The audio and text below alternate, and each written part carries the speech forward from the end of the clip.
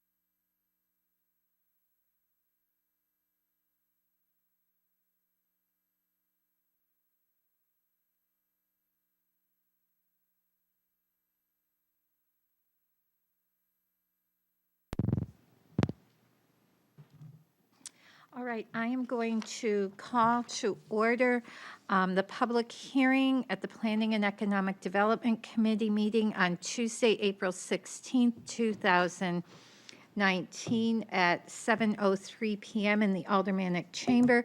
And if the clerk would call the roll, please. Chairwoman Mary Ann Malisi Goya, Present? Alderman Ernest Jettie. Here. Alderman David Tenza. Present. Alderman Brandon Laws. Here. And I am here as Alderman Jan Schmidt. Okay, we have a quorum. So the public hearing tonight is related to ordinance 19038 as amended. And if you remember, we amended it regarding the height of the letters on signs. And a minimum of 4 inches to a maximum of 8 inches in height for a total square footage not to exceed 10 square feet, and the address identifier is not considered as part of the total allowable bill, and, I'm sorry, sign area. And this went to the planning, and Alderman Tenza, if you'd just like to report back from that meeting. Sure. Planning Board, this is the second time it was in front of Planning Board. Director Marchand had presented the first iteration of the ordinance. They were happy with the amendment and approved it, thought it was good to go forward. Okay, thank you. So I am taking testimony in favor. I see no one here. Testimony in opposition. See none. Testimony in favor. None. Testimony in opposition. None. And I will declare the public hearing closed at 7:05 PM. Thank you.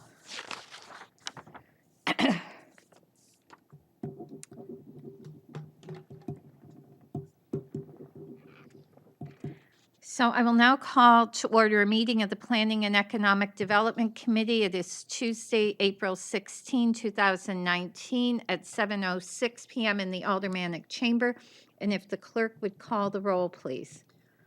Chair Mary Ann Malisi Goya, Present? Alderman Ernest Jettie. Here. Alderman David Tenza. Present. Alderman Michael Laws. And Alderman Jan Schmidt.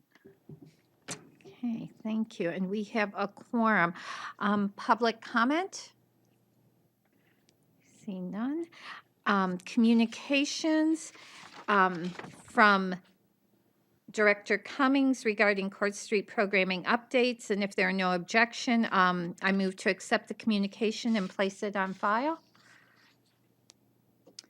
And this evening, we have Director Cummings with us to give us a update on the programming at Court Street. And so Director Cummings, if you would like to join us, and he has a presentation for us. And Director Cummings, before I forget, if you would make sure it gets emailed to Ms. Lovering so it can be attached to the minutes for this meeting.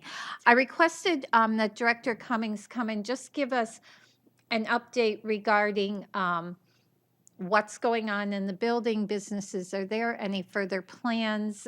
We know that there's been work on the artist studios, to give us an update on that, and anything else related to that general area around the library and Court Street. So, Director Cummings, the floor Yes. is yours. Thank you. So again, for the record, Tim Cummings, Director of Economic Development, and I'm just going to, if it allows me, to the Agenda Center so I can pull up the memo, which you should have. Bear with me for 1 second.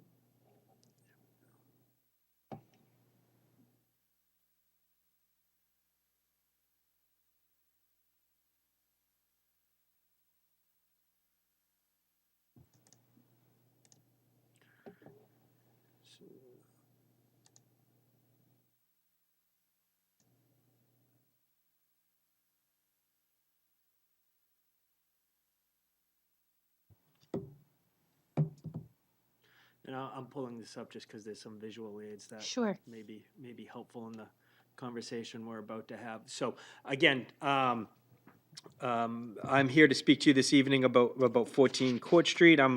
I provided this memo to you in advance, so I will keep my comments brief, and hopefully we can then open it up to more of a Q&A and a dialogue. But with that being said, 14 Court Street is approximately 30,000 square feet structure on just over a half acre of land that sits across the street from 30 Temple. And over the years, it has had many different type of uses. We know it as originally as the Central Courthouse, Firehouse, and there was an expansion addition to that structure in the 60s, 70s timeframe, which now houses the community theater known as the Janet Streeter Theater. 250-ish seats, and there are ancillary office suites and multi-purpose type rooms in that venue. So the current use, which I want to talk to you a little bit about, is the Streeter Theater is still currently being used as originally conceived. It's predominantly community theater, used in a way to support local cultural stakeholders, organizations here in the city or regionally, community and art theater type groups. Most folks know it through either the Actor Singers Guild or Peacock Players. It's used regularly, actually. I would say only spoke to our risk department earlier in the month, last week, and they said it 6 to 8 weeks in a year is, on average when it's not used. So it's used relatively regularly. And then in addition to that, there is some office space that's in the building, again, to support artist, cultural type uses. The firehouse, which I think is something I'm going to focus more on this evening, has just recently been activated.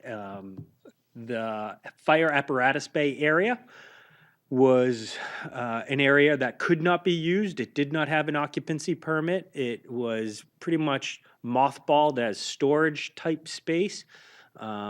was up until recently that was how it was used, and then through a creative public-private partnership, Liquid Therapies, a brand new brewery in town opened up in that place, taking on a yeoman's amount of work to actually get the build out done, something in excess of $150,000. We, the city, through the city's revolving loan program, a grant program issued to us from the Economic Development Administration, loaned them approximately $125,000, and we set up the program in a way where they being Liquid Therapy would pay us the loan, give us loan payments back to repay the loan over 5 years, and we would not charge them rent until after that loan was paid off. But once the loan was paid off, it would go up to a market rate type of rent, something around $30,000 a year. And it was a great way to activate the space that was otherwise not usable. And the city did not necessarily have to put out that capital expenditure. So Liquid Therapy is doing well, and I think it's helped bring a breath of life into that structure. Then subgrade in the, if you will, the basement level, we have what was again, non-occupied space that did not have an occupancy, and it really was leftover space that was mothballed, used predominantly for storage.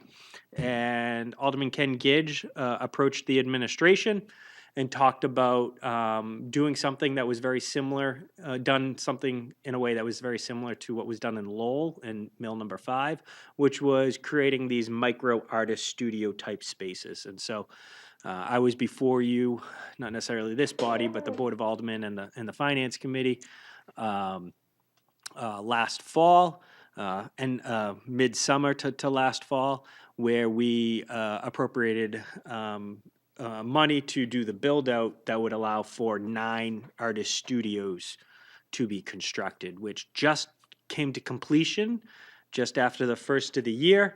And through a public-private partnership with Nashua Area Artists Association, we're looking to help market and attract artists to that space. We're still developing the programming and some of the operational policies, but we're looking to charge a rent of around $125 a month, which is a market rate type rent, a little less than what they're getting in Lowell, but our space is a little bit less than what the Lowell artist space offers. And so nine studios are currently available. We have interest from 3 folks already, which I think is pretty good. My goal is to see this filled up within the next year. If we could get something by next winter as being completely full, I think that would be success. And if that turns out to be the case, I think for future use of 14 Court Street, I think we could have a conversation about possibly expanding this type of use into other floors in the building which are not used as heavily, those multi-purpose type rooms that I referenced when I first started speaking a few moments ago. So some general improvements that have been made or are currently underway, depending on where we are in the process. A big issue, and it limits the ability that we'll be able to use the building as of right now, is we have some safety, public safety, code-related issues that we need to work through, and we are working through those issues.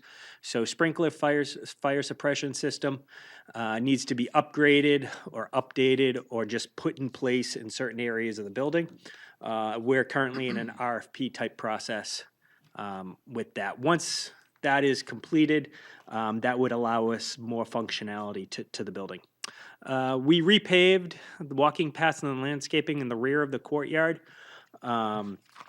which will help with ADA and accessibility issues. Another thing that we did, as I mentioned, was the basement improvements, the firehouse improvements, but in both of those places, we actually did a glazing project, and we replaced the windows in both the basement and at the fire apparatus street grade level. I'm just going to pull up an image of the building in case folks want to ask me about a certain area of the building. Thought it was attached to your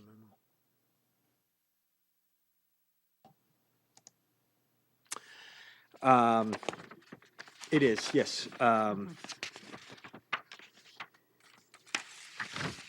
So we also want to point out to you that there are some other projects that need to occur in the building.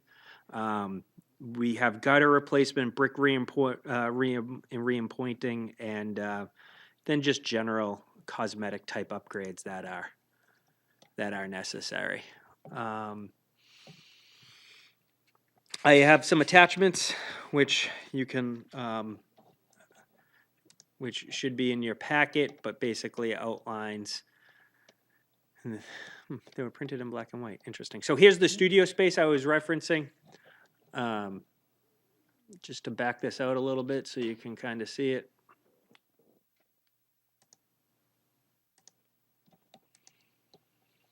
So this would be the street here. And Which street? I'm sorry, let me reorientate this. So this would be, let me rephrase that. This is the courtyard right here. That's probably the better way to describe it. The back of 14 Court Street. So this is the artist studio space. So again, this is the back courtyard area here. So this is the common space. Here are the studios of just a little less than 100 square feet. This would be the common area, lobby area, if you will, to the central building. So this is, if you're familiar with the building, this was just old basement, unimproved space. Here are the windows and glazing that occurred right here. So again, just wanted to give you an orientation as to what we were talking about. And so we already have someone for this unit here. I believe someone's interested in this unit and someone's interested in this unit. So it's good progress because it's only been really, if you will, available for the last couple weeks. So we're looking to put a little sign out that kind of talks about where this artist work studio space is on the building to, again, help just give a little identity. This is the back of 14 Court Street, and this is the back area here.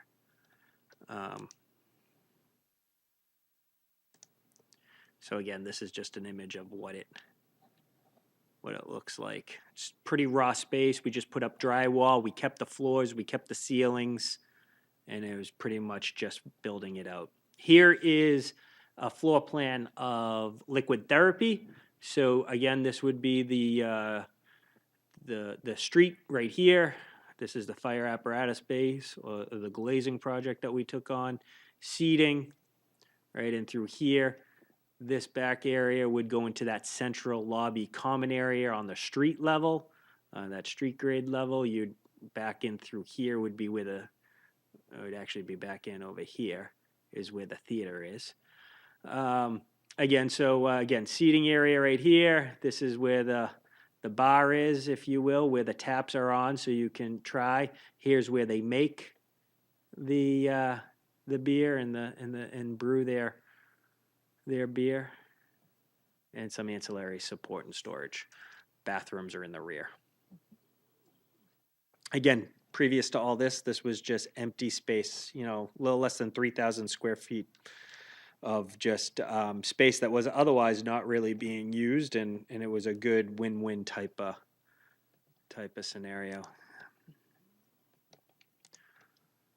And I'll just turn this quickly. Here's just an image of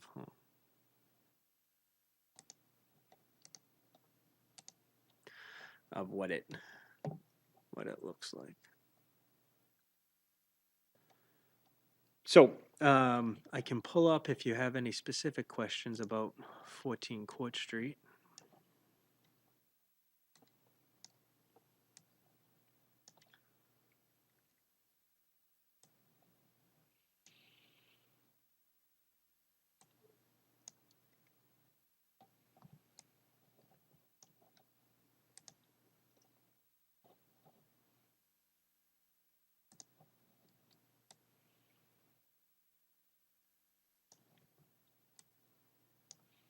Here it is right here. So again, so this is the back area I was referencing right in through here. You get, and it's below grade where the studio space is. It's this area right here. That would be where the liquid therapy uh, space is. This is lobby space right in here. And then the theater is right here. And below the theater on this level is office space.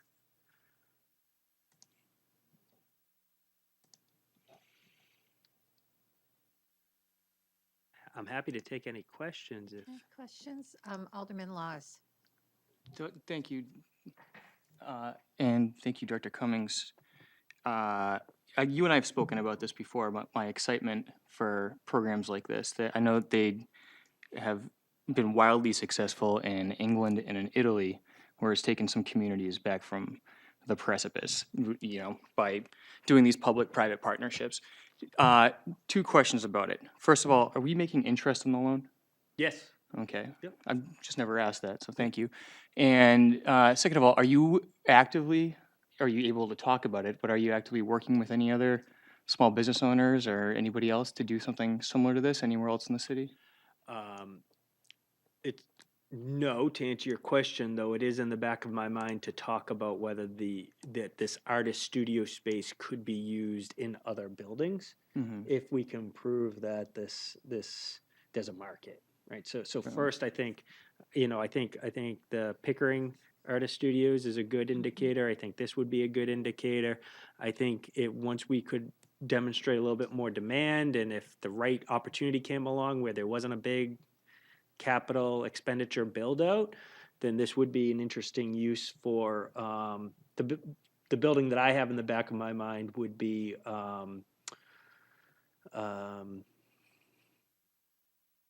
formerly owned by Judge Gauthier over by the mill yard. I want to say it's referred to as Mill 78 or Mill 73, something to that effect.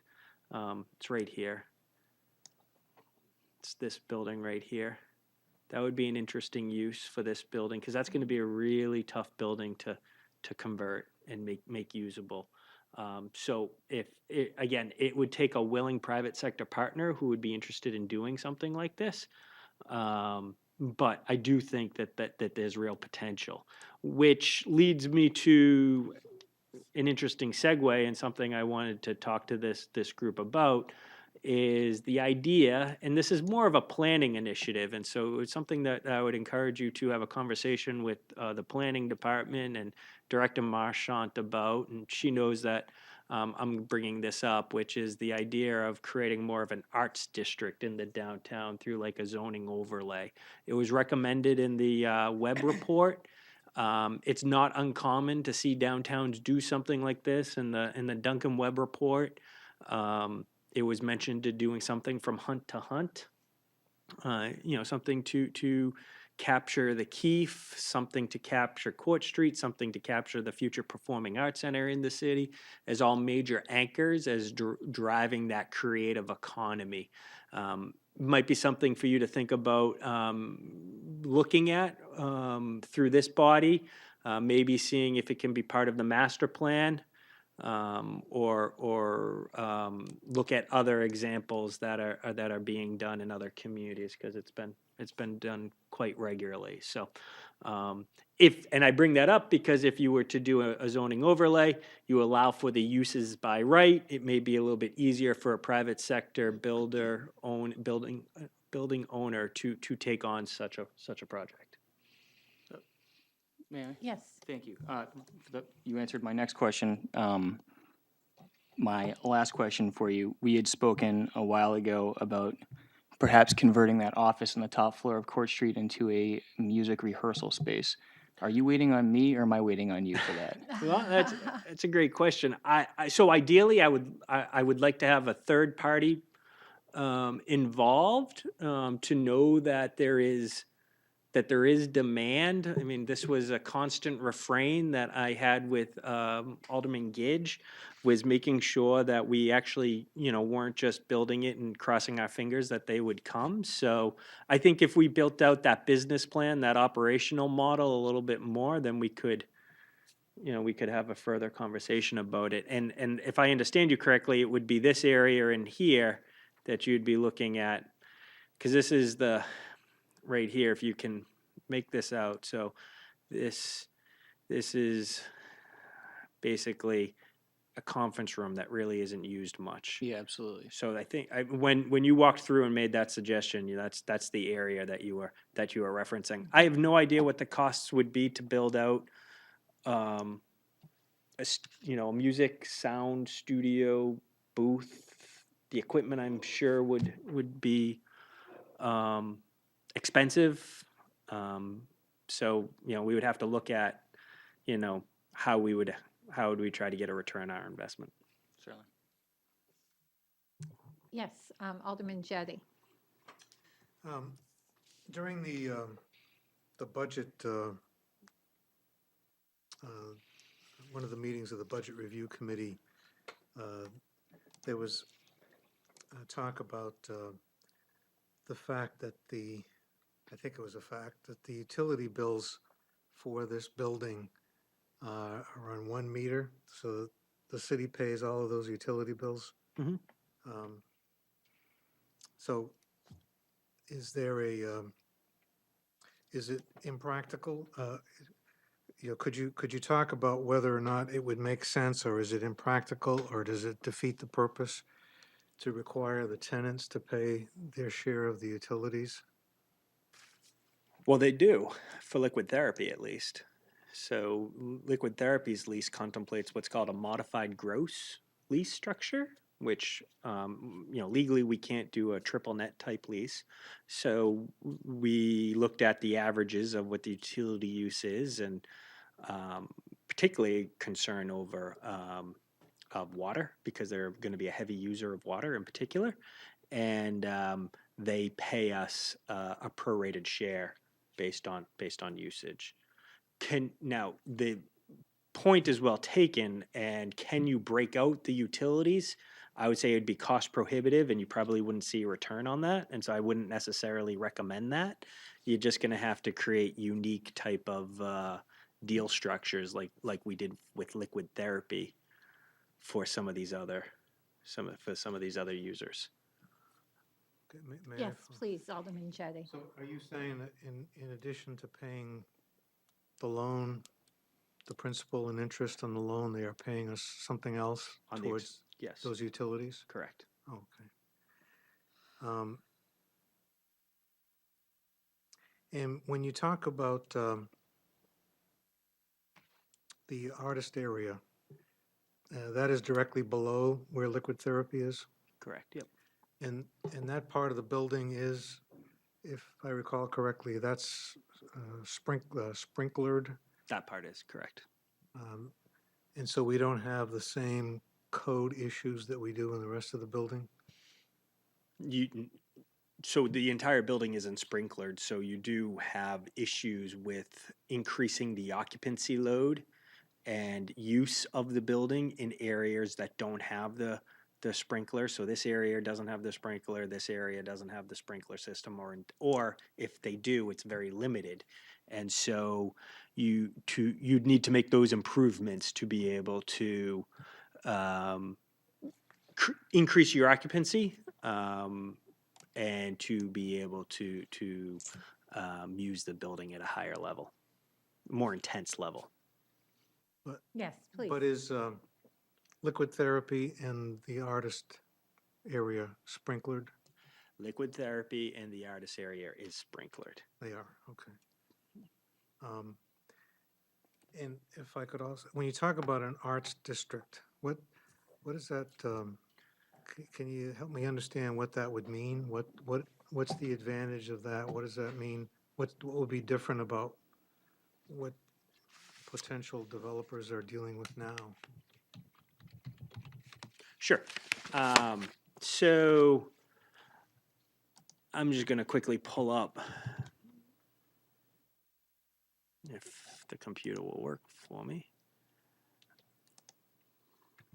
Well, Director Cummings is doing that. As he stated, when we were in the early stages of talking about the Performing Arts Center, we talked about an area of the city that would be an arts district and not just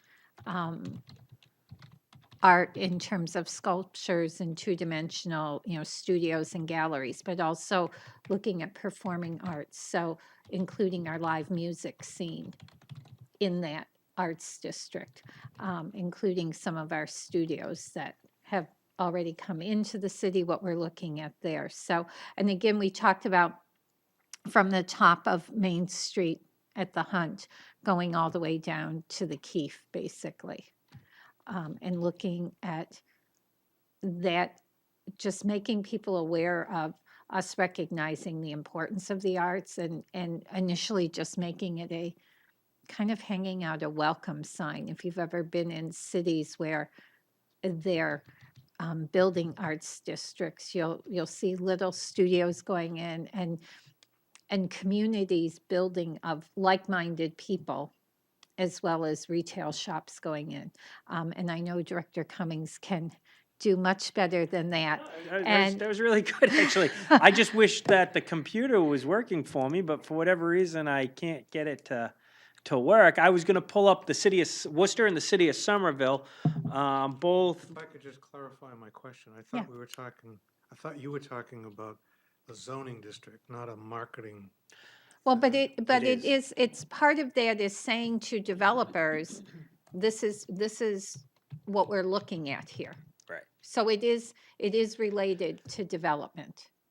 Very much so. Zoning is often used as a marketing tool because it sends a signal to your development community, to your entrepreneurs who are looking to build and take risk, that they know with some relative confidence that the community is interested in a certain type of use or a certain type of design or whatever it may be. So, in San Diego, you have the Gas Lamp District, which is, again, just another way of saying an arts and entertainment district. You have, throughout the entire country, different places that designate themselves and brand themselves and identify themselves to be in a certain way. Theater districts are very common, whether it's in Boston, New York, the West End, and London. Again, whether you're overt in it or it's subtle, it's just understood as a way of setting yourself apart, and it's a way of telling developers in particular that some uses, for instance, not necessarily an issue here in Nashua, but in other communities, some uses are prohibited, and so a developer wouldn't necessarily want to undertake the expense of building out a sound studio next to an office building if it wasn't necessarily encouraged, because you'd get a lot of complaints. And so it's working through those types of issues.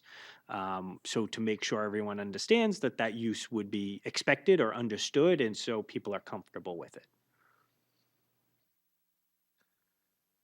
Okay, I guess I need more education about it, because when I think of a zoning district, like if you want to encourage more affordable housing, you can increase the density, for example.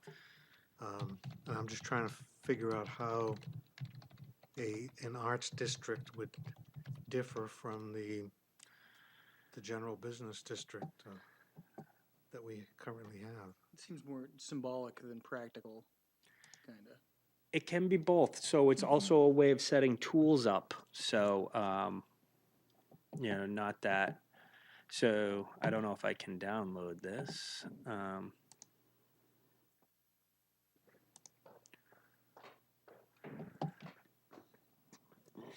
Well,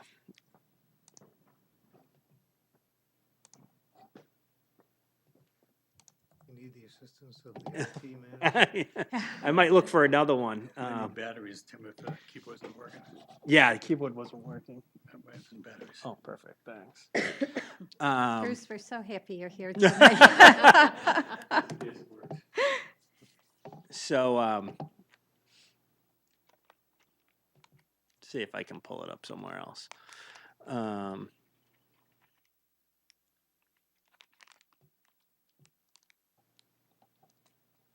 I say something? Yes, Alderman Schmidt. When I think of an arts district, what I think of is an area where artists are drawn together, in a smaller area so that when there are people who are interested in purchasing, in viewing, they'll be able to come to one location and they'll be able to go between these places. And it's very popular to have an app on your phone that when you get into a district, you ask for arts. It could give you a map. And downtown Nashua could be filled with these different buildings that have all of these little businesses. And that would be very, very popular, a very good way to bring people into the city. And by the way, I went down to the artists' area when they were putting in the doors. They are beautiful. They're absolutely gorgeous. What had been there before was this metal that sort of warped when you pulled it. It's beautiful now. Everybody should get a chance to go down there and see it. Thank you. You know, another example of way you see overlay zoning districts work that wouldn't necessarily be arts related is in the biotechnology field. So oftentimes a community would implement an overlay zoning in certain areas of their city to tell the biotechnology community that that's an area in the city where they would like to see that type of industry spur and develop. And it's a way of helping give the private sector some confidence. Again, I was just pulling up here. You have Arts Union, which is in Union Square in Somerville, which is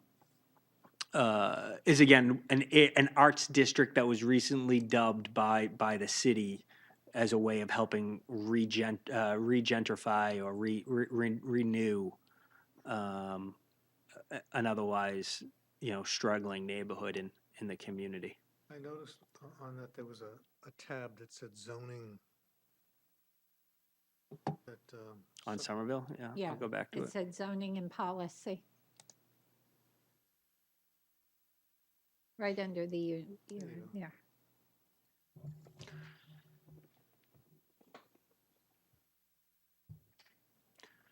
So the zoning provides incentives for arts-related development, including an arts overlay district and density bonuses within the new transit-oriented district of Union Square. While the arts zoning ordinance is the legal document, we have created a layman's guide to explain the market and the arts components of the revised zoning. So, again, you can offer tools to a specific area of a city to help incentivize that type of growth, whether you do it through density bonuses, as you were talking about, whether you allow certain uses to be by right, so you relax some of the permitting, whether you just designate it and brand it and start doing some signage to help people feel like they're in that area of the city. Streetscaping, some beautification type projects, a little of that goes a long way in helping create a new tone, a new flavor for a neighborhood. So that was what Duncan Webb was referencing in his report. I would, suggest that is well within the purview of the Planning and Economic Development Committee to further explore that.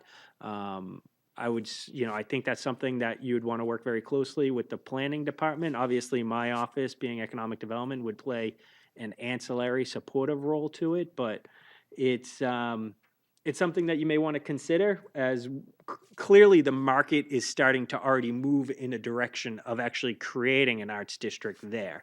So it would be a little bit of the tail wagging the dog, but it might be also a way of actually pushing the market to help strengthen it.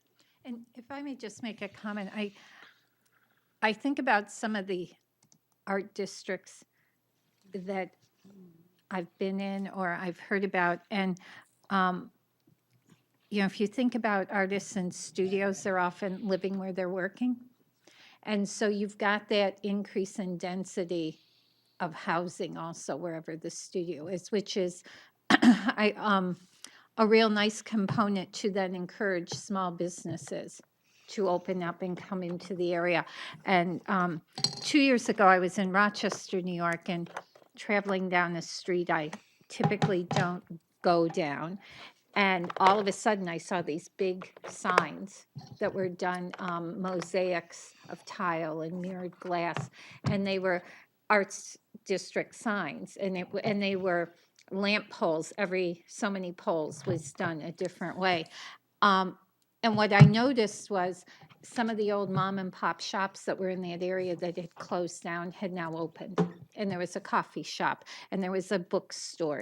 And so you start seeing some of those businesses come in because people are back living in those neighborhoods and there's the density between the people who are living there and the people who are coming in to allow those businesses to survive. So it's about the arts and providing a home for the artists and a place to work.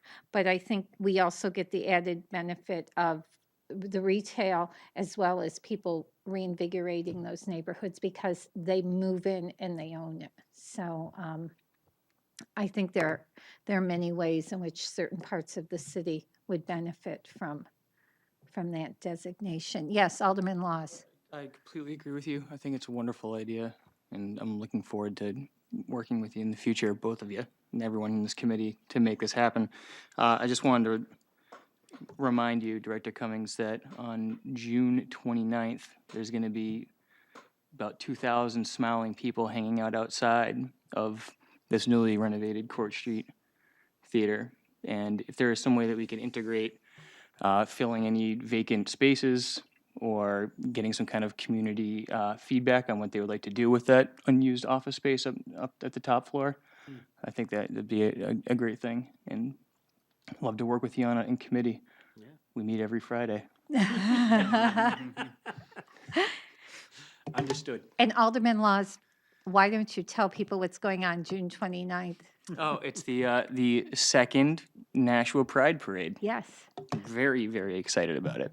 yes. Very cool. So other questions? I believe everyone who's here was on the tour that we did of the building. So Alderman Tenza, or were you not there? I was not there. Oh, okay. Yeah, unfortunately. All right, for, I'm for- sorry. For the tour. No, I mean, I like the idea of a arts district as well. I'm not sure that it's got to be the whole length of Main Street. You know, when I think of art districts, and I have it pulled up at what they're doing in Worcester along Main Street, and that's an area that has not been, you know, historically, they've not been able to develop that area for, since I grew up there 38 years ago. And so, I mean, I think our downtown is much different, right? I think of another area in Miami where they just had 4 or 5 blocks that were abandoned, and now it's a great arts, you know, commercial arts area, a lot of different artists, music, everything, coffee shops. That's not necessarily what our entire downtown is, but our downtown has an identity already. But I think there probably are some areas around downtown that we can locate and try to draw Yeah, and artists into. I think to that point, for as long as I've been on the board, we have always talked about how do we grow the side streets? And I think this gives us that opportunity to grow the side streets. I think this is a great conversation, and I think it's exploring some of these more finer points is what needs to occur to actually understand where this potential overlay could be and what the community wants, what, you know, the local stakeholders, residents and alike are interested in seeing in that area. And that's why it's not a short-term solution by any stretch. It would be a longer term conversation. You also have a master plan conversation coming up, so maybe incorporating it into that conversation, that public input conversation that will be taking place. And so it could be something that evolves out of that as well. I just wanted to, you know, suggest it to this group that, you know, we have some great cultural assets in the downtown, 14 Court Street being one of them, a soon-to-be future performing arts center, Keefe Auditorium. You know, a little bit further out, you have Make It Labs, you have the Picker Artist Studios, you have a lot of cultural assets in a concentrated area, and wherever you want to define that, you'll be successful. And just kind of to dovetail in with this, the Library Board of Trustees had their first meeting, I believe, the beginning of April, to start the process in looking at Library Plaza and what's happening there. And I know we've had conversations at this meeting and many of us in the past about how interconnected the Library Plaza, the Court Street building, and that the Riverwalk and that whole area is, and looking at that as a neighborhood, excuse me, a neighborhood, and that green space as being an important green space for people who live downtown. And as we all know, it's very highly utilized during the summer with all of the programming that goes out on the plaza. So I have always thought a very exciting area to look at as a whole and comprehensively to say what is it we can do there, and maybe going out Canal Street or heading down Temple Street. I mean, you have the senior center only a few blocks away. You've got a playground there. And so looking at that and what the options are and what the possibilities are. Alderman Tenza. May I just ask another question? Sure. You mentioned about the Court Street Theater, just some cosmetic updates. And anyone who's been in there recently knows that I mean, just a fresh coat of paint in there would brighten things up, and maybe some updates to inside the theater with the seating and paint as well. Is that something that would be so terribly expensive that we couldn't find some money to do that now before other major improvements are made to the building? So my recommendation to you would be is to focus all of our efforts and energy on in improving the sprinkler fire suppression system right now. That's a code-related issue that is overdue. We know it. We're working on it. It's going to take some effort to be able to get that done. There's a roof improvement that is necessary. You know, we really shouldn't be spending a lot of money in the interior if it gets wet and it is leaking. And we know this. So, you know, to spend the money as wisely as possible, let's, you know, take care of the roof, some of the public safety issues, some of the code related issues that need to occur. It's the low hanging fruit, though very important, the cosmetics, no question about it. But, you know, if I was to prioritize, you know, the projects, and they are costly, but creating a pathway forward for some of the for the fire suppression and the roof is, I think, the most critical right now. And then I think the others can fall into place with just a little attention. Alderman Tenza. If I could follow up, is there a expendable trust fund that is set up for the Streeter Theater? Not that I'm aware of. Okay.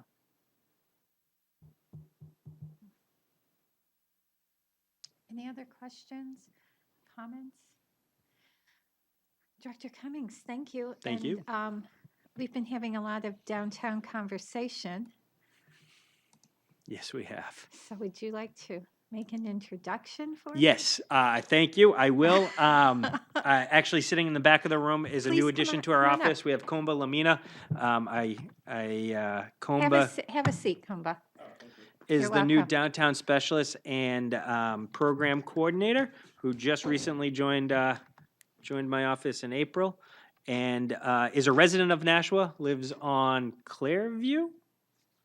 So so please join me in welcoming him. And Thank you. Thank you. Welcome.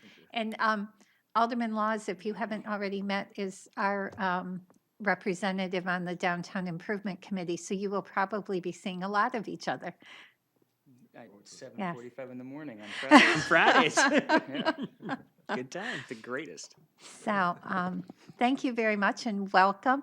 And I can say that, as you've heard from the discussion, everyone on this committee is very interested in what's happening downtown. But I think it's safe for me to say all of the other members of the Board of Aldermen are also very interested in what's happening downtown. So I'm sure we will all be giving you opinions on what we think should be your priority. So just nod your head and smile, and just know we're here to support you, and welcome.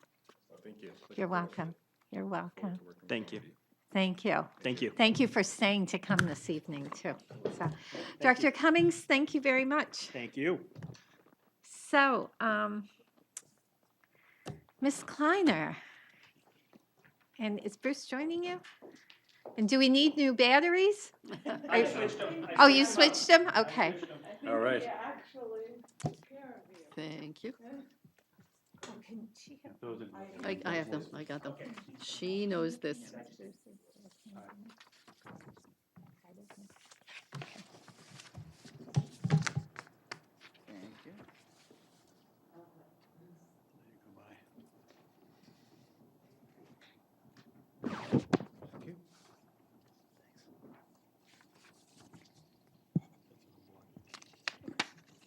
You gonna share the keyboard?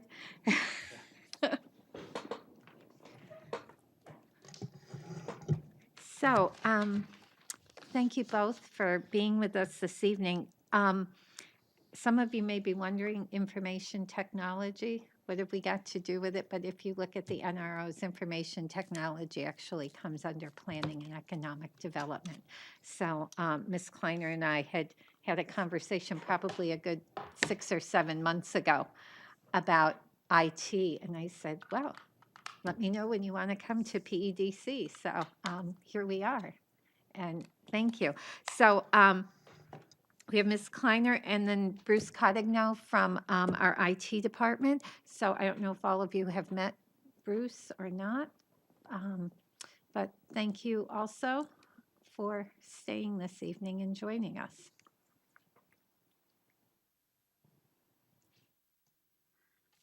You want to start with assessing? So thank you very much for having us here tonight. And I'm smart enough to let the IT director run the mouse and run the PowerPoint. But we don't have anything as exciting as art and music to talk to you about this evening. But nevertheless, it's very important. So back when CFO Griffin and I presented the audit management report, we talked about a number of issues. Some of them related to IT, although not IT really related issues, so to speak.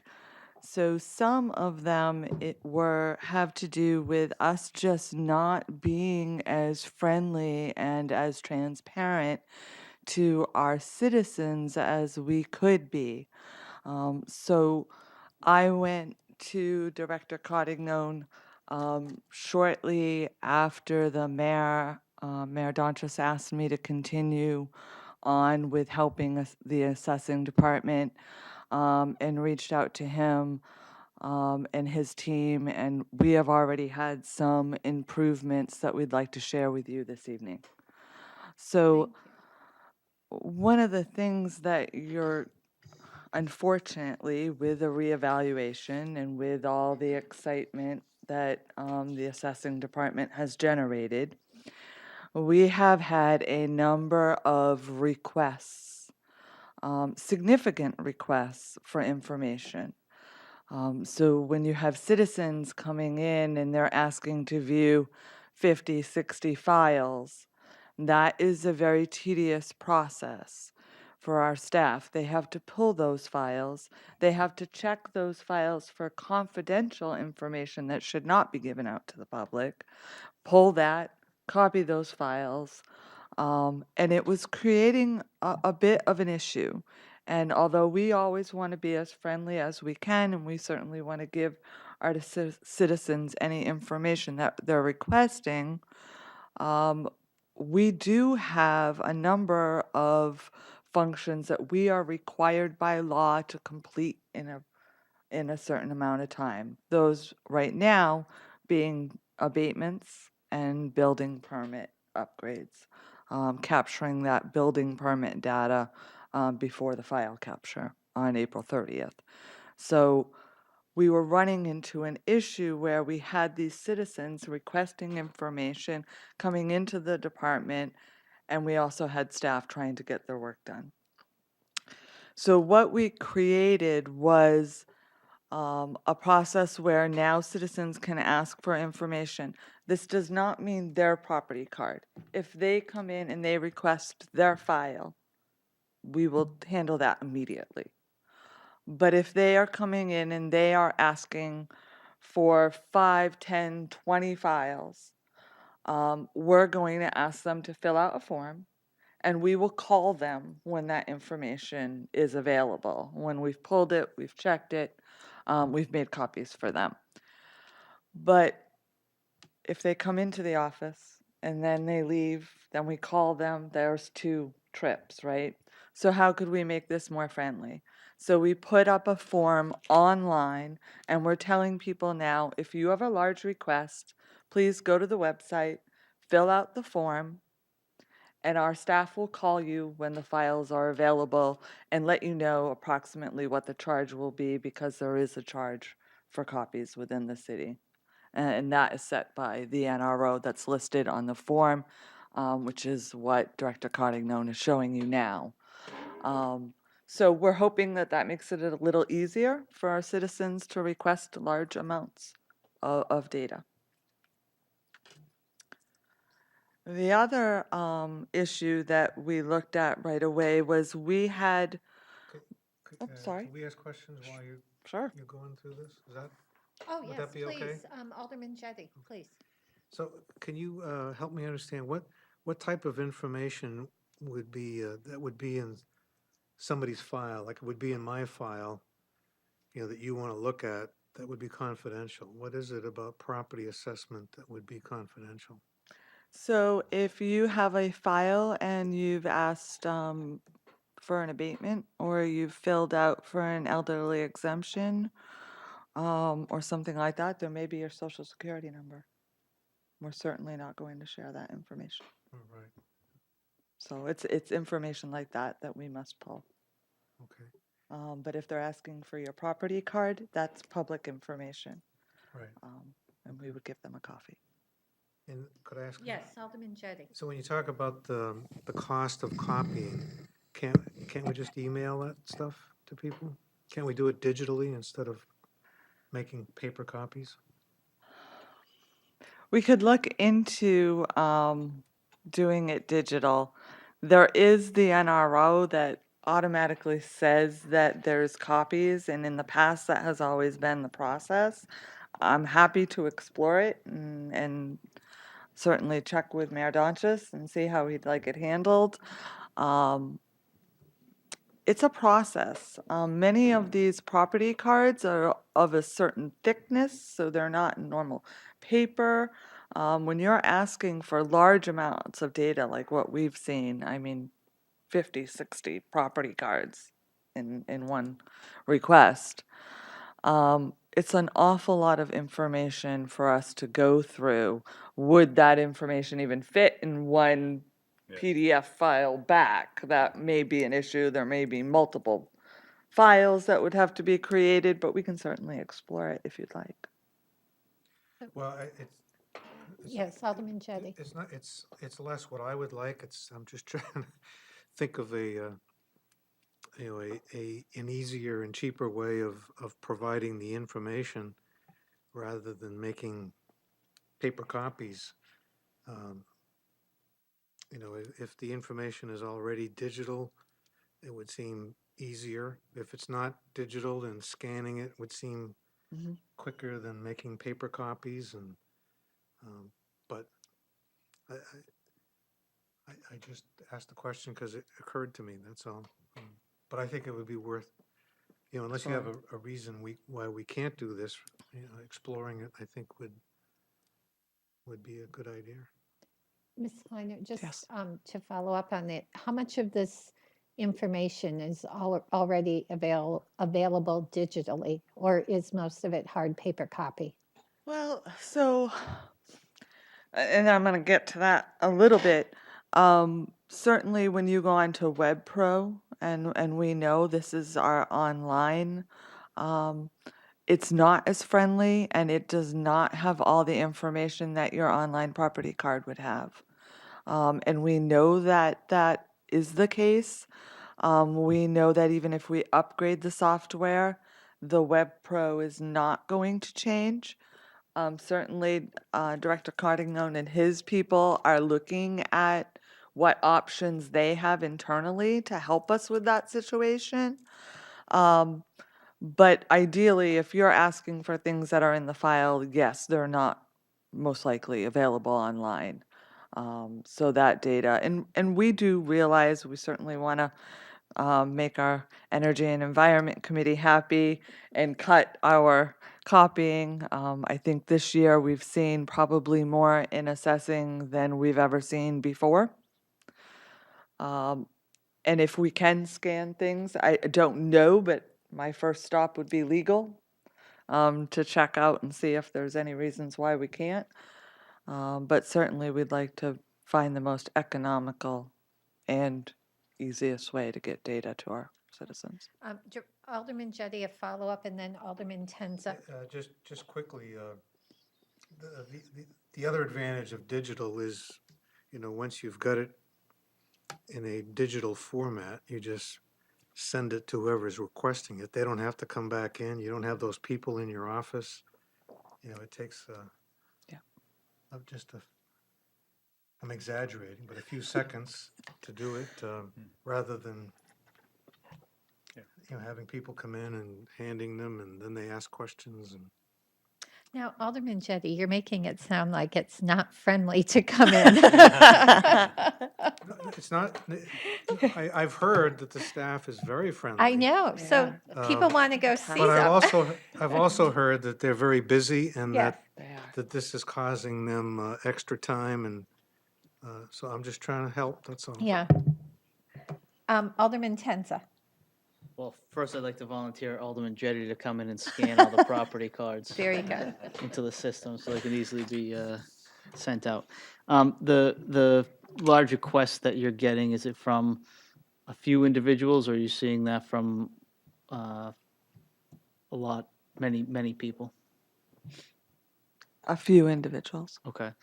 And then are these folks who are looking for residential or commercial information? Is it all- Mostly residential. Okay. I just want to make sure because someone, I think in one of the budget committee meetings, or maybe the mayor mentioned that, there's almost a cottage industry in abatements now. And so I just wanted to make sure, and if these are folks who are getting paid good money, then I don't know if there's any way we can charge commercial folks more or for, Yeah, so most of your commercial people, they know of ways to obtain the information Okay. that they're looking for, and they're using different sites and avenues and tools versus necessarily our assessing department to gather their data. okay, I mean, they are pretty knowledgeable in how to look up commercial property values. There's a number of different tools out there.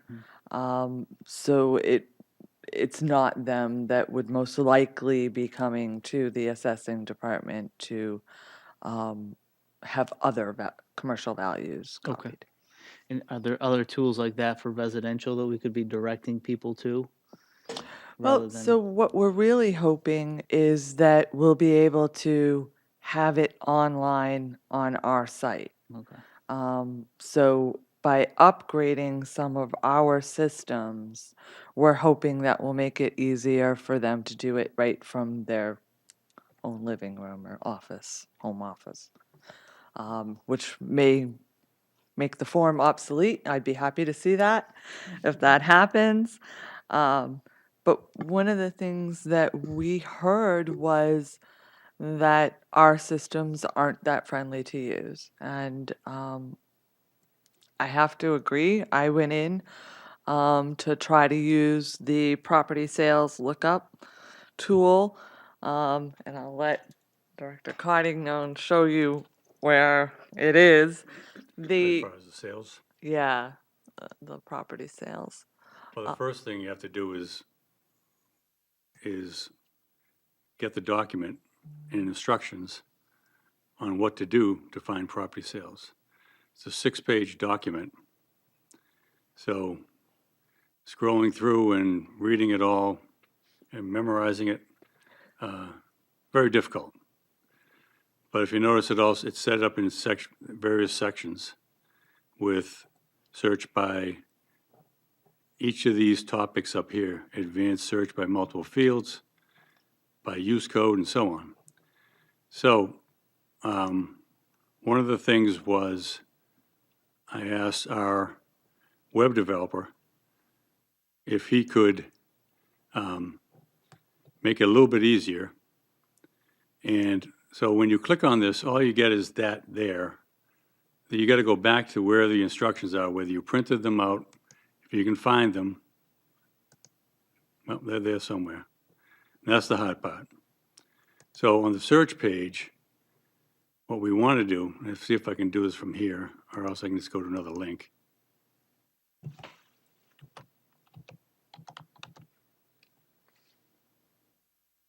Let's see. That's not where I want it. I think you can rest your case. It's not It's user-friendly. not user-friendly. So this is the same page, now with the instructions on the page. That's novel. Makes it easier so that when you're referencing what you want to do, so any of the pages that are on there, I go back to the main, where was it? I think the mouse is just too far away from the sensor. If I go back to the main list and click on, say, another one, if I wanted to search by date, it gives you a date, but no instructions of what to do. So we have a development environment. That's why I'm going up here and changing the URL. If I can get the, and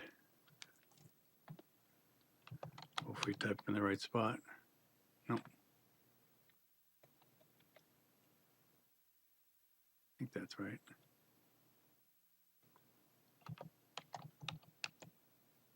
Let's see if I can, yeah, now see, it has the instructions on how to do it. So each of these pages is going to be updated. We'll still leave the instructions out there for someone that wanted to have a nice little book to read at night. But however, each of these pages will be updated and have the instructions for that particular section on the page itself to make it easier for people to use the tool to search for things.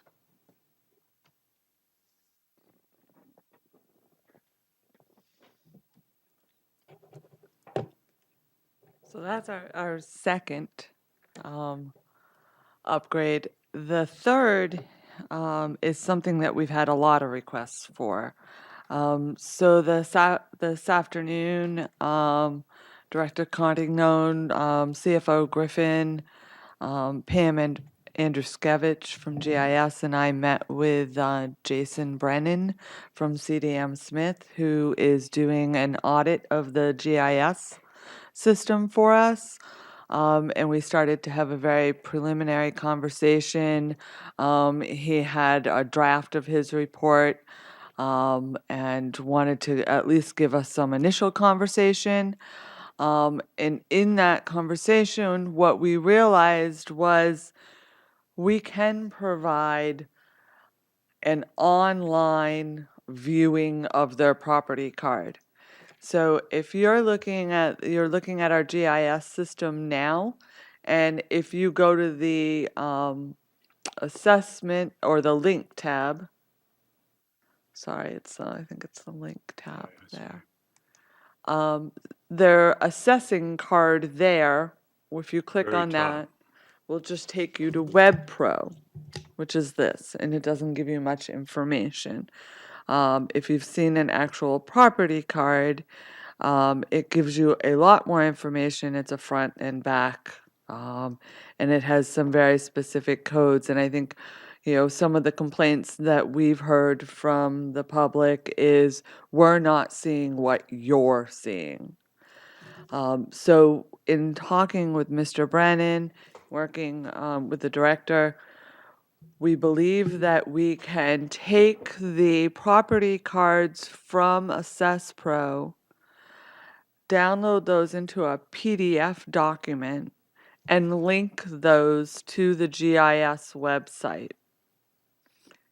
It's not going to be overnight process, but it shouldn't be a month process either. It's just basically getting all those property cards downloaded into the PDF to link them to the GIS. We're hoping that that alone will solve a lot of people from having to come into the assessing office. And it will at least provide them more information than the current online system does. But we will have this, as we always have, if they've grown fond of it for some reason. It'll continue to be there. But that will be stagnant. So remember, that will be a PDF, and we'll only look at doing that twice a year. So we'll do that in April, after the file capture and all that, and we'll do it again in December. So those are really your two times during the year that you would see upgrades and things like that to the property cards. So that's why we've chosen those dates.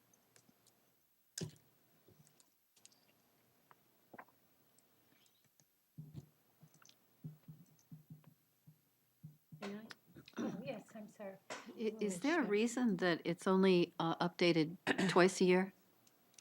Well, so they're updating your property card all year long, but that's really when you see any update for assessing purposes when they're getting ready to run tax bills and things of that sort. So yes, if they had had a building permit, say closed out, and maybe our assessing staff has gone in and closed it out and come back and updated your property card, it's really not going to affect you until one of those dates. But you could always come in and check and see if there'd been changes. So that's really the assessing changes so far. We have a lot more, but they're not IT related, and I think a couple members of the assessing staff and I are coming back on April 30th to talk to you about a lot of other exciting assessing things. But one of the other things we wanted to talk to you about tonight was also during the management audit, we might have touched on this briefly, that Mayor Donchis had formed a policy committee to look at other policies. Those policies can be from a variety of different functions. So they can be HR policies like sexual harassment. They can be risk policies like safety. They can be IT policies, like accepted use and things of that sort. Those are really the main policies you see. There's a lot of financial policies as well. Those tend to be covered by the financial, there's a whole book that is issued on financial policies. So those themselves won't be covered. They're covered by the NROs and things like that. So we're working together, all of our divisions and departments, on updating all these policies. And the reason we thought it was important to bring it forward to you tonight is we have come up with a way, working together, to take those policies and do something that has not been done before. IT bought a software application when we had a software breach, is that fair to Well, say? more of a security breach, Um, security training. and I don't know how long ago, remember how long ago that Pleasant. was? Right. In the schools, I don't know if you remember that. And they've used this software before, to send out trainings, that have to do with security issues and how you know if an email may be a virus or have links, and how you detect a good email versus a bad. And they put us all through that training, which is interesting, and it lets your supervisors know if you haven't completed the training, and it's really good. So Director Cottingham came to the committee and started talking to us and said, why don't you use this tool to push out the policies? Which is an excellent idea, because we were trying to figure out how we're going to reach all of our employees and get signed statements from them that they've read the policy. Because that's really what goes into your personnel file, and allows the city to take course, should it ever have to, that you violated the policy. And with this, IT will have a record that you have read the policy and you've signed off that you have read it. So we thought it was important for you to see that tool, so I'm gonna turn it over to the director So to show you. what each employee will get, this is a sample of the email, so I had it send me an email, sign me up for the acceptable use policy. They would get an email that says, you are now enrolled in the acceptable use policy sign-off. You must acknowledge the following policies. There's no end date to it. And you click on this link in your email, and it'll bring you to a page. It's going to be a little bit different on mine because of the fact that I am an administrator, so it'll come up with a page that I'll have to navigate around. Let me see if I can, actually, let's copy and paste it. Oh, Madam Chair, Oh, yes, I'm sorry, Alderman no, Lost. it's totally fine. Am I mistaken in thinking that all the aldermen did something very similar to this? Yes. Yes. All right, I just want to, Yeah. Oh, no, you're not mistaken. okay. No, I was going to say, I Right. believe you, all of the, as you come on to the Board of Aldermen, All right. Mouse is not behaving here. I think technology's beaten us today, and we just Yeah. have to accept that. Yeah. Well, I think the wireless keyboard and mice don't necessarily go this far away. I can open a hyperlink right here. You know, the sending unit's right on underneath their desk, and makes it very difficult. You want to move? That's all right, I could probably weed through it here.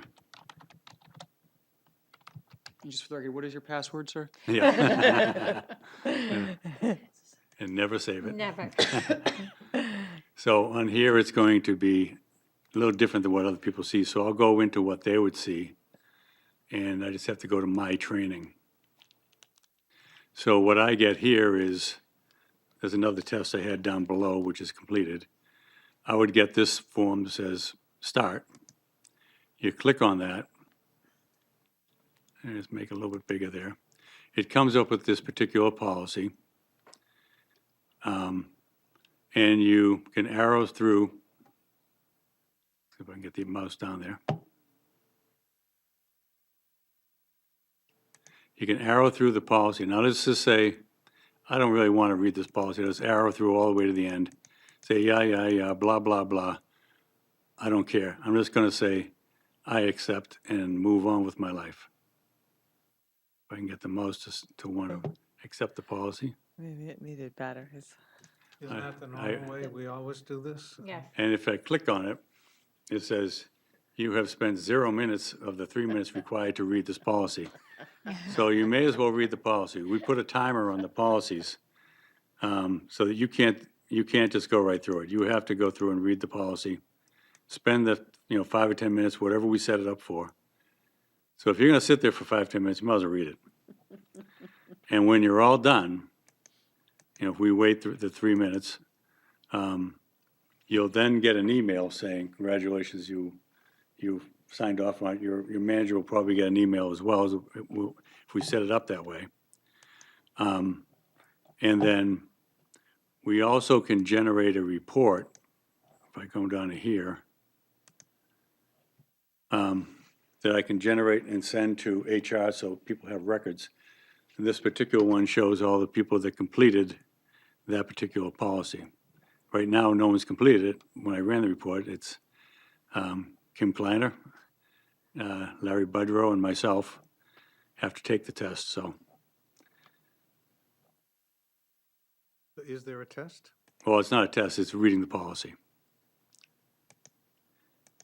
May I? Yes, Alderman Jettie. So if we really want to make sure that people read through this, couldn't we test them?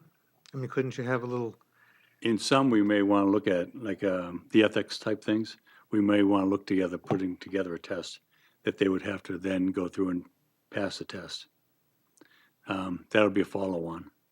Right now, we just wanted to make sure we can push out the policies to people, have them read it and acknowledge online that they did do it, and then have a record of it electronically that they read the policy.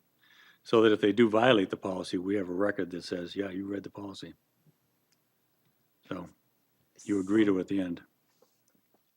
Alderman Jettie. I think that's a good step in the right direction, but I Yeah. think more importantly is that, we don't want to catch people who lie about whether they read the policy or not. What we want to do is educate them Right, as to what the policy is so that they don't violate it to begin with, or, we're trying to teach people what the right code of conduct is. So, Yep. I So- realize it's a step and we're taking steps here. This seems like a step in the right direction, but I would recommend, if it's possible, to follow up with, some type of testing that shows that, the test is about to the teacher in the room, but testing is, also serves to teach people. Right. Because you got to figure out the answer in order to answer the question. Right. Ms. Kleiner. I think Alderman Jettie brings up a very good point. When we came in to the city, one of the first things that I asked is, where are all the policies, right? And people said to me, well, we're working on them. Under Mayor Lozo, they were working on them. They're saved to a drive somewhere. And I said, there isn't a policy manual. There's not a policy book or just one section where I have to go as a new employee and say that I've read all these policies. No, there was a couple. If you handled cash, you had to read and sign off on. And I found that odd coming from private industry. There's policies for everything. So I think we are making steps in the right direction. And I think that as we're doing this, we're realizing that the need for some policies have changed. And Mayor Lozo did make a very good effort at putting all this together before she left office. But even then, even after 3 years, some of them have changed, and they need, policy is always a constant evolution, and you always have to look at things. We know that HR rules and regulations and state statutes change, so we always have to keep up with those. And I think that wasn't being done. Now it is. We're excited about that. The other thing that we really wanted to address was, where are all these policies going to sit? So if we have that new employee come in, and they ask the question, what is our answer going to be? And, Director Carnington's team has done a terrific job. When I came in, there was what they call this intranet for employees. And the first thing that comes up on it is the staff directory. And to be honest, that's probably the page that I've used on it. Yeah, I just never explored it more than that. It wasn't what I think was the most friendly site, and they have completely changed it. Um, and that's where these policies will be housed so that we have the answer to that new employee that comes in and wants to know. So I think we thought one of the most interesting things, because I'm not sure how many aldermen have ever seen the intranet. Old or new. Old or new, yeah. Yeah, Right, No one? because it's internal, so. Oh, yeah. And I well, think we'll show that you. was that was another email we got when we first began, but I think we all have space on the intranet, but Well, Let me bring up the old. old one first. So this is what we had before, the old intranet, which was nice. You could change your colors and do all kinds of fancy things, or even dark if you like dark. But it was also difficult to say, okay, what do I need to do to find things? Maybe it's a little more pleasing color. You know, where the forms are, how to get to certain things. And some of the things were redundant where they were. We had things down the side here, we have things over here for helpful information. Or do I go to the departments and look for things? So it was kind of cumbersome and hard to use. So a new web developer created a whole new page. This new page makes it a little bit easier. People use Kronos every day. You either punch in, punch out, request time off. Employee self-service allows you to get your pay stubs, vacation time, anything you want from an employee standpoint, and your benefits, what you signed up for, and also you can go to the city website. The scrolling banner here allows us to have updates on various things that to give people, like right now, open enrollment is going on. So it highlights all new activity. There's going to be another button here, what we call M&Ms, these little round ones, that says policies, to make it upfront and easy to find, so that people know where the policies are. Instead of on some share somewhere that no one knows where, it'll be up front right on this website here. The staff directory is up here or down here, which makes it easy to find somebody. So this is probably one of the things that gets used the most. You can type in a name, you can type in extension, and you get a picture of the person so you know what they look like at least. Some people's pictures I don't think has been updated since for the past 20 years, but that's okay too. So on the new portal, we have access to applications, help center, various documents in HR that you can go to and get. And this is going to be a living, breathing type website.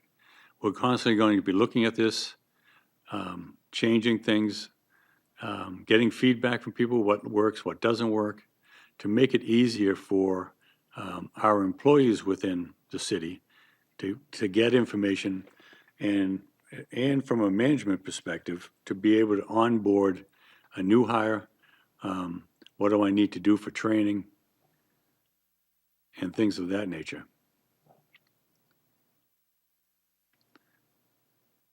So we have, simple things like, general training, help with various applications, management resources, help desk.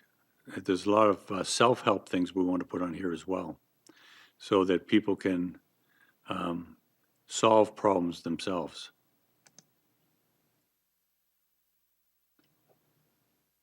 So these are some of the management type resources that are available too. If you want remote access for somebody, or you have a new hire starting, or if they have to have access to various buildings, there's building access forms, parking forms, field duty forms if people work throughout the city. So it makes it easier for management to get the information they need to onboard somebody. I think this is great also because I'm sure all of us have been in situations where someone handed us a form to fill out and we then found out it was the form that was 2 generations ago, but that's what they had because they never got the new one. Right. So this way, you know, people will always have the most recent form.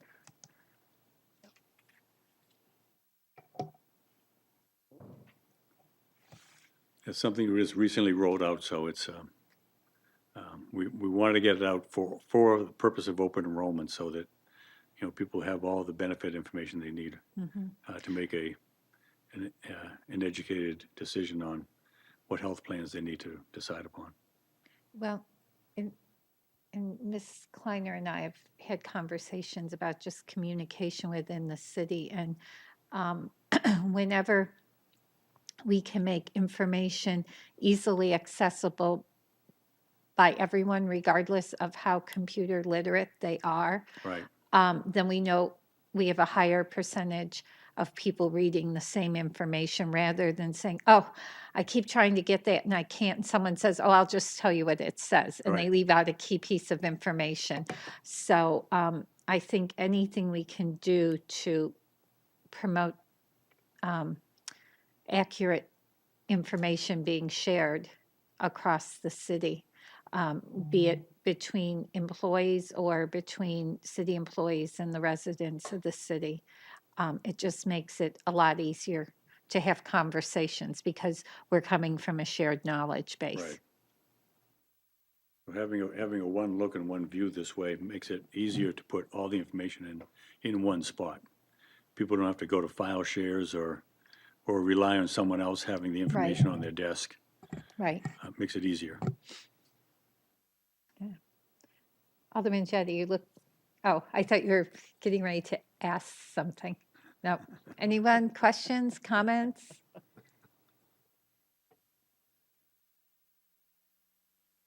Well, this is great. I'll be interested in hearing what the response is. Yeah, we've been looking to see if we get feedback. We haven't had anything back from people, negatively or positively, but we're always welcome to suggestions for improvement. But it's important too when you see like the employee self-service. So we've really been trying to cut down on the number of payroll checks, right? We want people to sign up for that service. They can get all their information online, view all their pay stubs. So having everything in one spot, that's one click, right? Everybody wants one click. They don't want a number of different sites that they have to go through and search bars and everything else. And I mean, I signed up for it quite a while ago. It's very friendly to use if you have the link right there to click on. We also have that same link on the nationalnh.gov at the very bottom, as well as the email link, so that people can access this information from home. You can get your W-2s through there for previous years. If you're refinancing your house and you need pay stubs and W-2s, you can go there and download the documents and then just email them to your mortgage provider or anywhere else you need the information for. So it's all on the employee self-service. That's great. Comments, questions?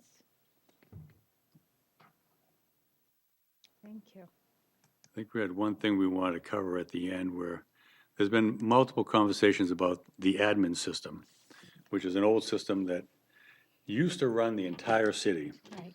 But, you go back 30 years ago, computers really weren't a big thing. And there weren't PCs, so everything was really on this one particular box. It was a VAX, and it's still living, and it's still running very strong. However, we've been, over the past couple of years, migrating things off of there. There's about 80 applications on that system, and some of them were custom developed, some of them were packaged applications. We're nearing the end of getting them all off of there and finding new solutions for them. One of them is Red NMX. That's a new CAD system for the fire department that we just implemented. A CAD system is computer-aided dispatch. Makes it easier to get information for ambulance and fire. So we do have some other solutions to move things off. The only thing from an assessing standpoint that's on there is abatements, exceptions, and credits. And that capability is in the Assess Pro. So we're gonna look at migrating that to Assess Pro. And, and hopefully we'll be off the admin system. Great. It's been a lot of work and, a lot of people working on it over the course of years. And so as things have been migrated off of this, what's the feedback been? And how are things going? Well, they're like the ERP, Lawson the financials used to be on there. Now, and payroll used to be on there. Now they're on Lawson as an ERP. So they're all moving to packaged applications instead of custom things. There used to be a team of people back in the day that used to maintain and take care of the system.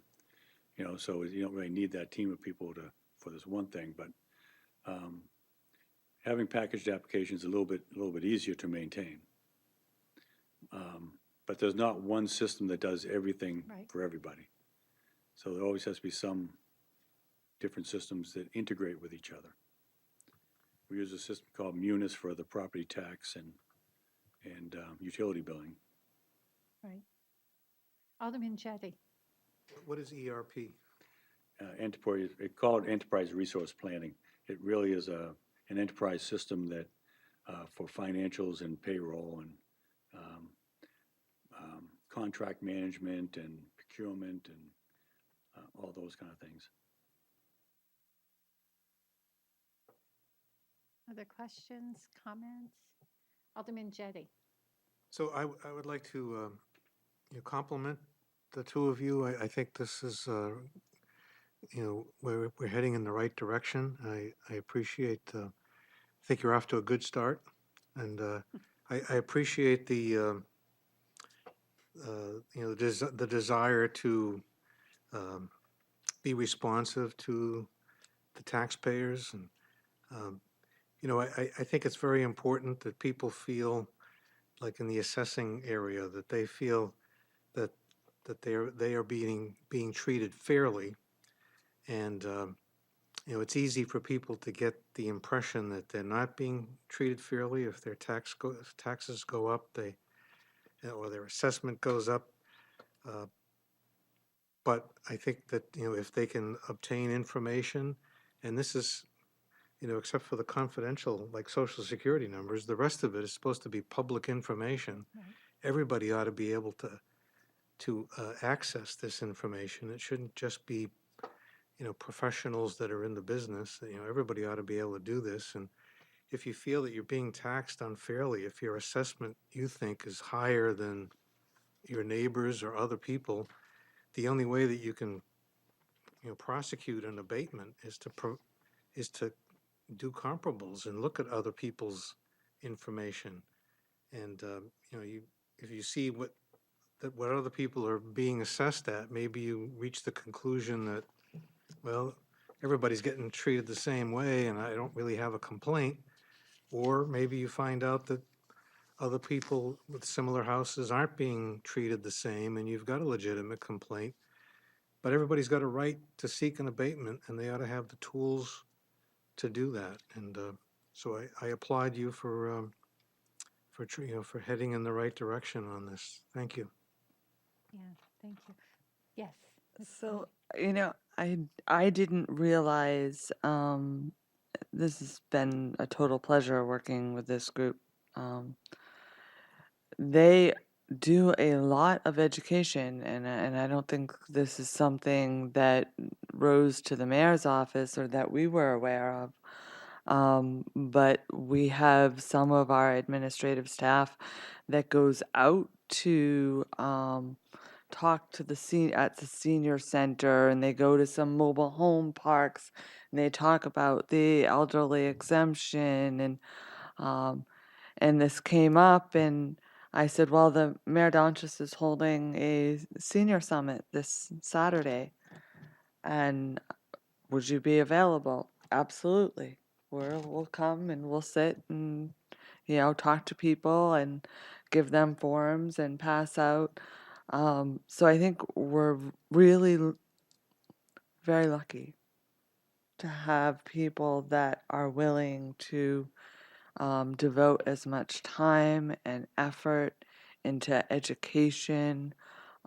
They care about their citizens, and they've been a pleasure to work with. Well, that's- Yeah, and I would just say that I think in that office, as well as in the city clerk's office, it's really important. And I've always felt very positively that we have people working in those positions who view educating the community as one of their primary roles. And I think their efforts to deliver information as well as everything we do electronically just makes it so much easier for everyone to have conversations because we have confidence in our information and we've got shared information that we're talking about. And it just, I think, starts the conversation off farther down the road than it would be if we don't have all of that available to everyone. So I have one question. Um, does anyone else have anything? I, as we move forward and we want to keep things running and running smoothly, what are we anticipating in costs?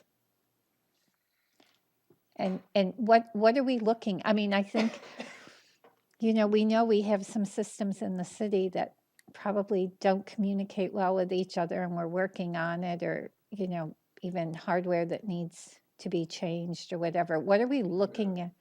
You know, aside from assessing, I brought up in the budget committee that you know, back in 2006, 2007 timeframe, there was a bond for a project called Engine, which was Right. Nashua Government Innovation, which was money to spend to basically upgrade everything at a moment in time. And that's a great, wonderful thing. It was $7.5 million to upgrade everything. The problem with upgrading everything 12 years ago in a moment in time is if you don't increase your operational budget, that moment in time just kicks the can down the road and you need to upgrade. So we do have upgrades that need to take place, but we don't have the money in the operational budget. Kronos needs to be upgraded. Document management system is on an old version that we need to upgrade it. We're paying a premium for support right now. We have over 140 PCs that are over 10 years old. That will cost us a lot to upgrade. So there is, and the things we want to do with upgrading Assess Pro. It's on a Windows 2000 server, which is about almost 20 years old. So it runs great, it works fine. All these things, we don't really have any technical issues with them. I have I have the luxury of having a very excellent group of technical people that when I say I have 140 PCs that are 10 years old, the users don't know that they have 10-year-old PCs. They work like they're brand new.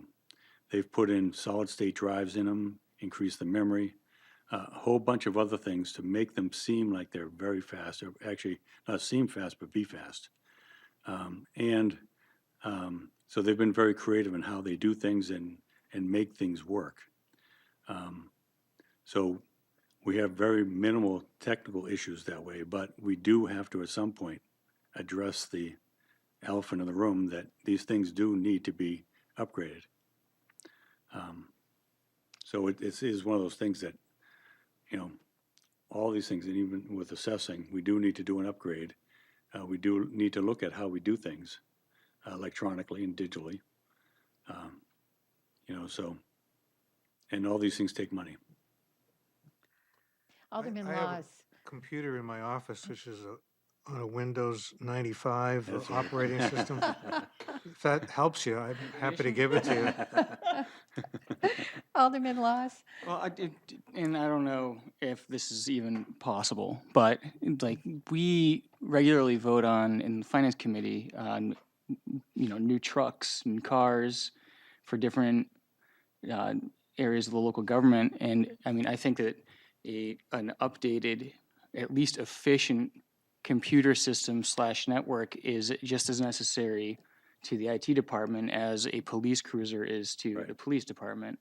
And I'm wondering if there's any way that we can integrate IT into the SURF fund or start a separate fund where we cannot, I mean, we don't want to spend $12 million a year updating or upgrading your equipment, but it'd be nice if we could trickle in, a few new systems. Yep. And so, Constant every year. yeah. Right. And that way you're being proactive instead of reactionary, Right, which is not the good way to be in IT from what I gather. right. Well, one of the things is, Are you writing that when down? you look at the IT budget, because you have software maintenance and you have salaries, which are based upon union contracts, 80% of my budget is controlled by contractual agreements. Those contractual agreements have an increase of 4 to 5% a year. You have a spending cap of 1.8%. That is not maintaining an increase in my budget. That is a decrease every year. Eroding it, There's a cut every year. So not only did we not have the operational influx to make up for the technology refresh, we also have cuts every year based upon a spending cap. And, you see it in other areas of the city too, so we're not unique to that.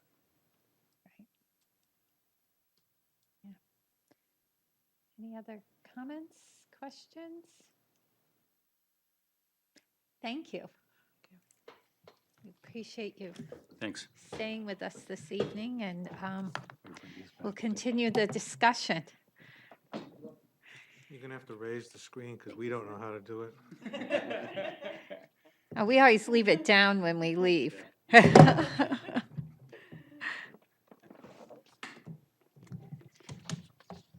Okay, unfinished business resolutions, we have none. Unfinished business ordinances We have ordinance 19-038. amended. As amended, yes. Did you want to table this? No. This is the ordinance that we had before us, and we amended it here in committee. And then because of the changes we made, it went back to the planning board, and they gave us a favorable recommendation, as you heard Alderman Tenza state. And so we are now voting on the amended version. So do I have a motion, Alderman Tenza? Make a motion for final passage of ordinance or proposed ordinance 019-038 As amended? as amended, yes. Yes, okay. So you have heard the motion to recommend final passage. Is there additional discussion? Alderman Jettie? I said what I had to say at the last Okay. meeting, and I was on the losing side, and I'm not gonna bring that all up again, Okay. because I know I'll be on the losing side again, so I'm not gonna waste Okay, your time. okay. Well, it's not a waste of time. I want you to, and if you had additional thoughts, I just wanted to give you the opportunity. Yeah, thank you, but no, thank you. Okay, you're welcome. The motion is to recommend final passage of ordinance 19038 as amended. All those in favor? Aye. Opposed? And that motion carries. Um, This is the one. Yeah. New business resolutions. We have ordinance 19-042, designating the Southwest Conservation Area as city conservation land. And I didn't hear from Alderwoman Kelly, so just as a courtesy, I would like to ask someone to make a motion to table this until our next meeting. I don't have a sense this is time sensitive. unless anyone has some other information. Alderman Laws? I was just gonna say so moved, yeah. Okay, all right. Alderman Jettie, did you? No, Oh, okay. So the motion by Alderman Laws is to table. Any comments? Just okay. All those in favor? Aye. Aye. Opposed? Public comment? I see no one here. Remarks by the alderman? Any? Okay. There's no need for a non-public session. Do I have a motion? I move for to adjourn. Alderman Jettie, motion to adjourn. All those in favor? Aye. Aye. And we are adjourned at 8:52.